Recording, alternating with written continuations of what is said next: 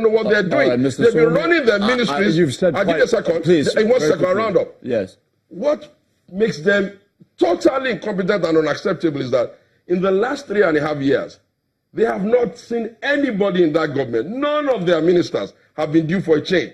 They've not rejigged their cabinet. How could they have rejigged their cabinet when they don't even know what they're doing themselves? So I wonder what he's talking about. And on Atiku and his private sector effort and what he has done in government, we'll come to that when we get to the next round. All right, Mr. Suwumi. I'm going to give you Mr. Kiyoma. Go ahead and respond. Now, you can see that in all of his narration between 1999 and 2007, he conveniently, avoided how they tried to diversify the economy. There was no single plan to diversify the economy. This is about the first government that has made the deliberate plan to run away from the oil sector.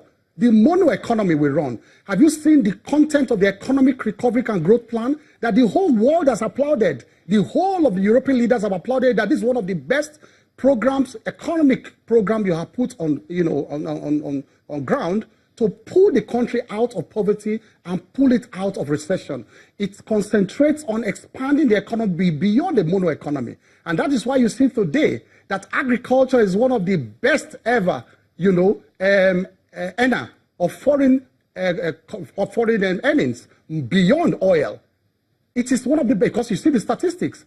In the first quarter of 2018, we earned 577 billion naira, first ever in history, from agricultural produce. Look at the Anchors Borrower program of the Central Bank of Nigeria that gives about loans, about 80 billion naira loans. We give to about 350 small-time farmers, rice farmers, and all kinds of, and then they are all, happy and grow. That is creation of jobs. They avoided that entirely. There was no program like that they had under their government. What we had under the Buhari, under the Obasanjo Atiku government was nothing but sleaze. You can see that he avoided the NITEL issue I talked about. And why NITEL? It was only NITEL. Almost all public institutions folded up under them at that time in the guise of privatization. We don't say privatization is all right. No, you raise many issues. I need to address all the issues. I want you to pinpoint what you're talking about. If you're saying there's so much sleaze in the privatization process, he talked about the success. I just told you about what happened with NITEL. He didn't deny it. I understand. And it was under the watch of Abubakar. It was his friend. I'm asking you about, for example, he lauded banking reforms, what he called were banking reforms. Now, if there were banking reforms at that time, in fact, I'm even happy he raised that issue. What then was Sanusi, reforming? When Sanusi came on board after they left, when Yar'Adua came, what was Sanusi reforming? Because it was under their so-called banking reform that most of the banks almost collapsed with insider dealing. The regulators were extremely corrupt, because they were overlooking the regulators. I want to ask everybody, because everybody followed what happened under Sanusi. Sanusi was brought in by Yar'Adua to reform the rotten banking sector. In other words, what happened between 1999 and 2007 was one of the worst periods in banking in this history in the country. You can see that investors lost their money, people died out of frustration, people died out of hunger, people who put their money in banks lost their money because there were a lot of sleaze in that government. The simple question I ask is that, what was Sanusi reforming if the banks were okay? What was Sanusi reforming? It was reforming the rot of that period between 1999 and 2007. Now, he talked about the exchange rate. He talked about multiple exchange rates. And he has not given you, don't forget that these are blank and open statements without filling the blanks. Nigerians must ask them to fill in the blanks. You can't make, multiple exchange rates. How does it, in clear economic terms, how does it affect the economy? Can I finish? If you are saying that, if you are complaining about the abuses of it, because don't forget that there's always been multiple exchange rates, dual exchange rates, even from the time of Abacha. They haven't been, because at times, these exchange rates are brought to checkmate the speculators.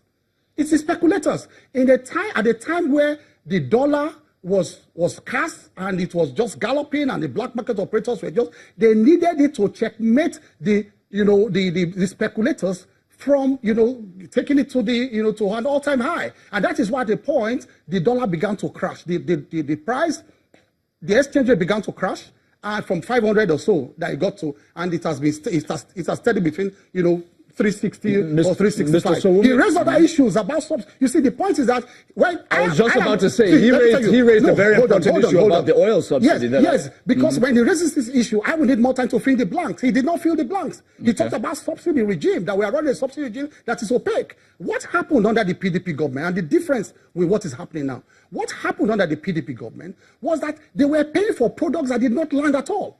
That was the subsidy, that was the scam that was happening. It was fraud. The greatest stealing in the history of this country happened under them. And then what is the evidence of this? You saw the Lawan report, the Senate Lawan report on the squeeze in the oil sector. You also saw the report of the EFCC and the prosecutions going on now till today. And who were those involved in those scams? You saw the former PDP chairman, his son, was charged to court for oil subsidy. All the PDP bigwigs, they were all involved in this subsidy scam. And then you saw that many of them refunded money. So there was a clear case. That does not address why it is that the oil subsidy is going on now. Now I'll tell you what the difference, what is happening now. Because at that time, they were, like I said, they were paying for products that did not land at all. They will tell you that they are brought products and that you have to pay them subsidy on those products. They knew, of course, NNPC officials knew. Everybody knew that the products did not come at all. Now, what did Buhari do when he came? He said he wanted to cleanse that industry. He said, first of all, one, NNPC should take complete charge of importation. At a point, they adapted the capacity of NNPC to do that. But NNPC said, look, I will give you my crude, and I will not do it in exchange value for value like they were doing. You will take my crude, take it, and go and refine it, and bring it for me. Because we have the crude. It didn't make sense that you had a raw product, and you could not convert your raw product to feed your citizens. So NNPC said, look, I'm trying to break it down for ordinary people to understand. So very quickly. Take your crude, go and refine my crude and bring it back. But then the marketers have been brought in only for the premium, because the landing cost, banking cost, and that is the only part of the importation that NNPC is paying for now to private people. Now, under them, they were paying $86 for the premium under PDP, under that regime of fraud. They were paying $86 because it was not subject to competitive bidding. The Buhari said, first of all, that premium should be subject to competitive bidding. Ajuri, and this is where the catch comes in. The moment it was subject to competitive bidding, it came to a negative. They achieved a negative, and the highest was $7. Just imagine the difference between $7 and $6, because everybody was competing. So it dropped from $86 to $7. And we say, look at the nonsense that's been happening.